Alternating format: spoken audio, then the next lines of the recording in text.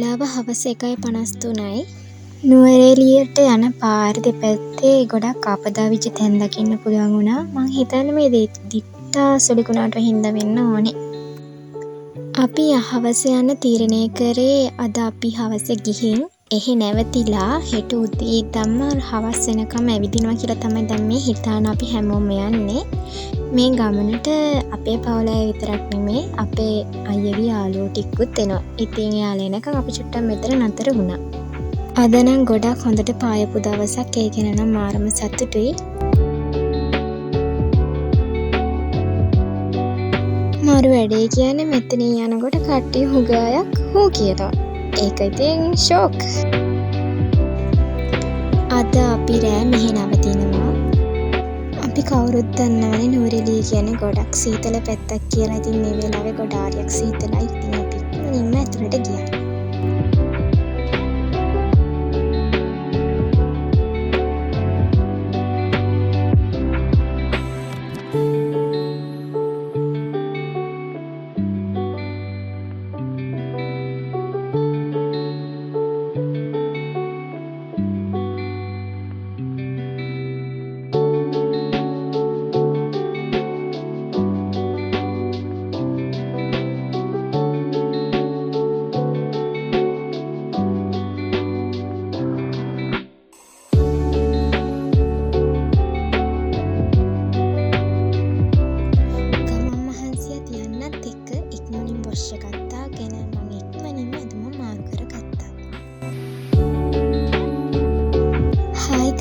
මේ ඉන්නේ මම. අම්මෝ ඉතින් කොච්චර බඩුවත් ඔච්චර තමයි ඉතින්. මම මේ ඔක්කොම වැඩ ටික ඉවර කරගෙන මේ දුවන්නේ එළිය බලන්නේ. එළිය හරිම ලස්සනයිනේ. අපි එනකම් හොඳට පායලා ආවට පස්සේ හොඳටම වහිනවා. හෙට වැස්සේ නැත්තම් ගොඩක් හොඳයි.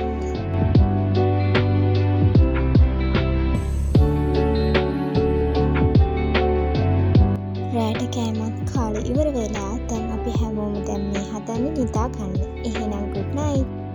ඔන්න මේ තියෙන ඊළඟ දවසේ හැමෝටම good morning.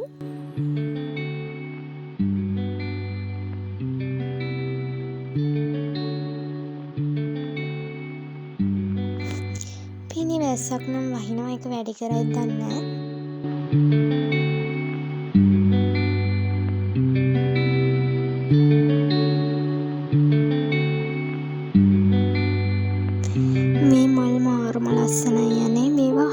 ගොඩක් සීතලටනේ. අපේ පැතිවල නම් ගොඩක් උෂ්ණයි. ඉතින් මං හිතන්නේ මේවා මෙහෙන් අරගෙන ගිහින් අපි අපේ ගෙවල් වල හැදුවත් මේවා හැදෙයි කියලා.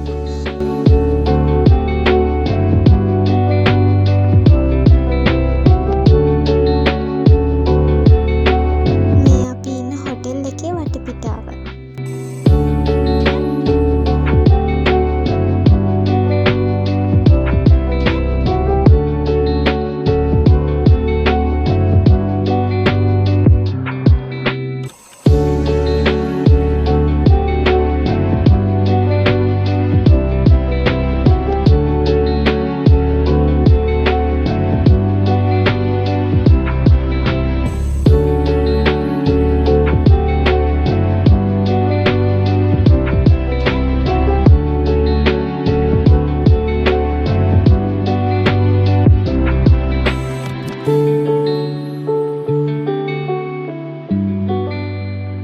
මාරම වැඩේ කියන්නේ අපේ හීන බොද කරමින් මෙන්න වහින්න ගත්තා. වැස්ස පායනකම් හිටියා. ඒත් වැස්ස නතර වුණේ නෑ.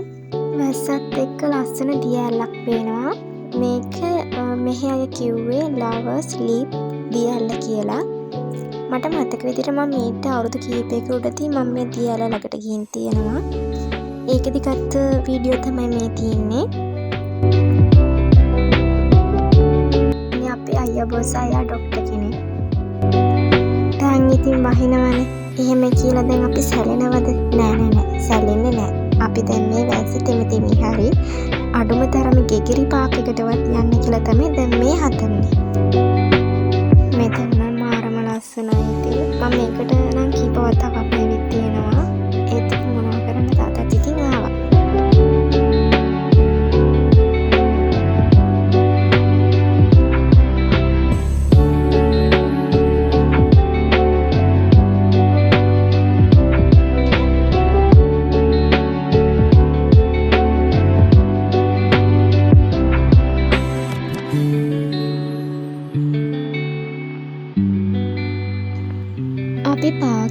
ටික වෙලාවක් ඉඳලා ඊට පස්සේ අයියාගේ යාළුවෙක්ගේ දිහා ගියා. දවල්ට කෑම කාලා අපි එයාලගේ වත්තේ චුට්ටක් ඇවිද්දා.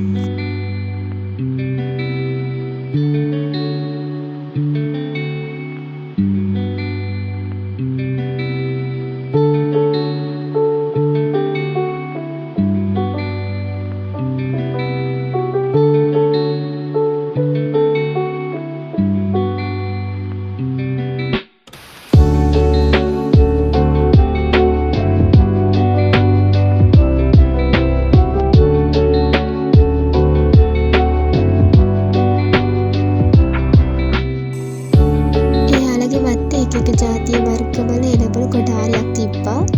මේවා නම් මොනවද දන්නේ නැහැ. මම හිතන්නේ ගෝව වර්ගයක්ද දන්නේ නැහැ. ඒ වල කඩල ඒ වල වියත් ඉතින් මරු. මට ඉතින් ඒක විදිහකට ඉන්න බෑ. මේ අක්කලා කිව්වා මෙහි තියෙනවා කියලා ස්ට්‍රෝබරි තැනින් තැන හදලා තියෙනවා කියලා. දැන් මම මේව හොයන්න තමයි මේ යන්නේ. පළවෙනි වතාවට ස්ට්‍රෝබරි කැඩුවේ අම්මෝ ඉතින් මාරම සතුටුයි.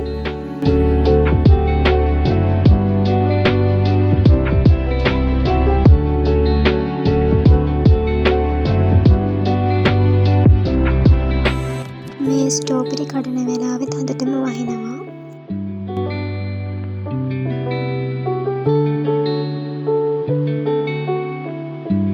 පැස්සට හුඟක් දෙමින ස්ට්‍රෝබෙරි ගෙඩි දිය බහැලා වගේ වැඩිය රසක් නැහැ. මේ බලන්නකෝ. අම්මේ ඉතින් ස්ට්‍රෝබෙරි කඩලා සුදු අම්මියගේ හිනාව.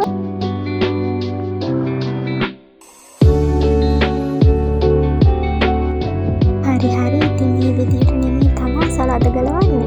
ඒක අපි අයියගේ ක්‍රමයක්. මේ වැස්ස ආපු එකේ ෆොටෝ එකකුත් ගන්න එපා. හැමෝම චීස් කියන්න. පේනවනේ වැස්ස තරම හොඳටම වහිනවා. බොත වෙලා පේන්නේ අර ඈතින් පේන්නේ අර මම ඉස්සෙල්ලා දැක්ක දියන්නමයි.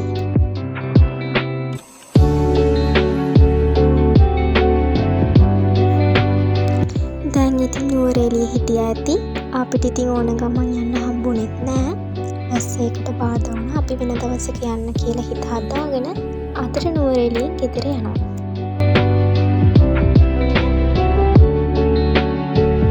මේ තේනවනේ වැස්ස හුඟක් තදටම නැහැලා තියෙනවා.